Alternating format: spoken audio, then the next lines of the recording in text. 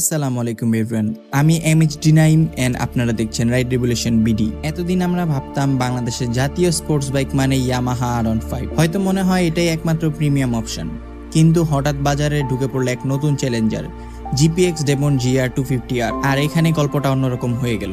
নামের পাশে 250cc থাকলেও এই বাইকটি দামের দিক থেকে R15 থেকে অনেক কম। GPX ডেমন 250R লঞ্চ হয়েছে 4,15,000 টাকায়।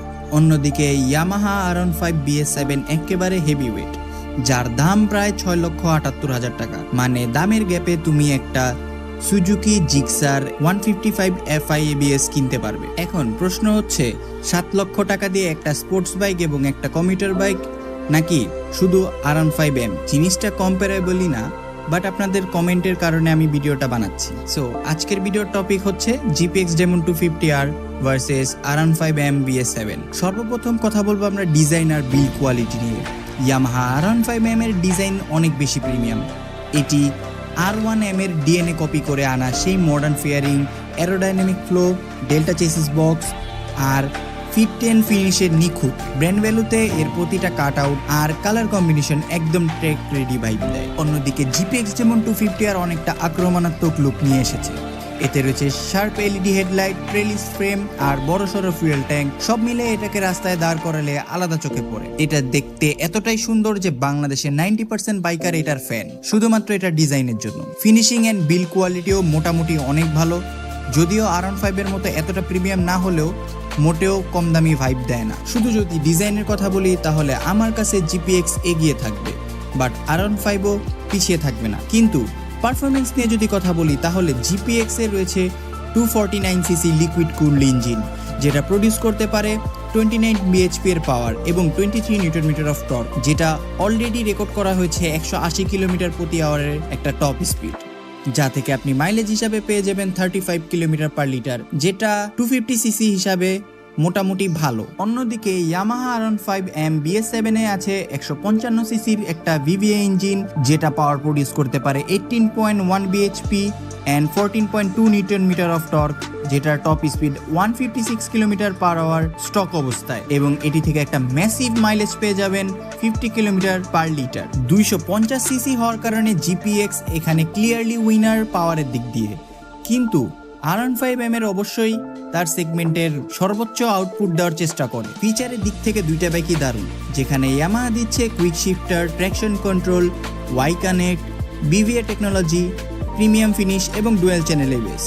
অন্যদিকে GPX এর পক্ষ থেকে আছে traction control, dual channel ABS, TFT display, Bluetooth connectivity, এবং ডিসপ্লেতে কিছু অসাধারণ ফিচার রয়েছে, যেমন tyre pressure, tyre temperature, engine temperature. তাছাড়া ব্লুটুথ কানেক্টিভিটি দিয়ে TFT ডিসপ্লের মধ্যে ভিডিও পর্যন্ত দেখা যাবে। এক কথায় ফিচার ওয়্যার একদম নেক টু নেক ফাইট হলেও GPX R15 থেকে একটু এগিয়ে থাকবে।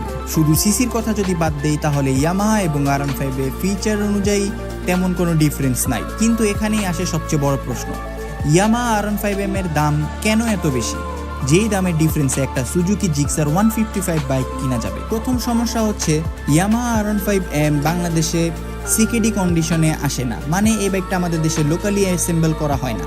এই বাইকটা আসছে সম্পূর্ণ CB ইউনিট হিসাবে, যার মানে আমদানি খরচ, ট্যাক্স, ডিউটি সব মিলে দাম একদম আকাশ ছোঁয়া হয়ে গেছে।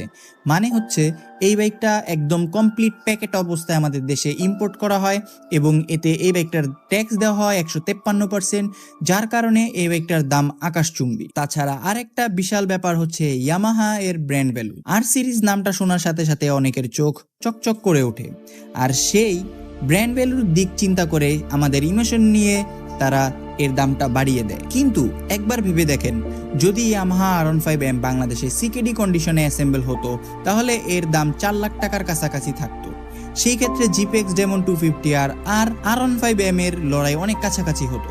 কিন্তু বাস্তবতা হলো আজকে GPX প্রায় 2.5 লক্ষ টাকা দাম কমে অনেক বেশি কিছু এবং অনেক পাওয়ারফুল একটা বাইক অফার করছে। তাহলে এখানে একটা প্রশ্ন থেকেই যায়, আপনি কি শুধু ব্র্যান্ড আর রিসেল ভ্যালুর কথা বেশি ভেবে বেশি দাম দিয়ে একটা বাইক নিবেন, নাকি একটা ভ্যালু ফর বাইক যেখানে আপনি পাওয়ার পাবেন, যেখানে আপনি লুকস পাবেন, এবং যেই পাওয়ার আপনাকে থ্রটলের সাথে সাথে আপনার চেহারায় হাসি ফুটাবে এমন কোন একটা বাইক চান। কমেন্ট করে জানিয়ে দিন আপনার কাছে কোনটা বেস্ট লাগে।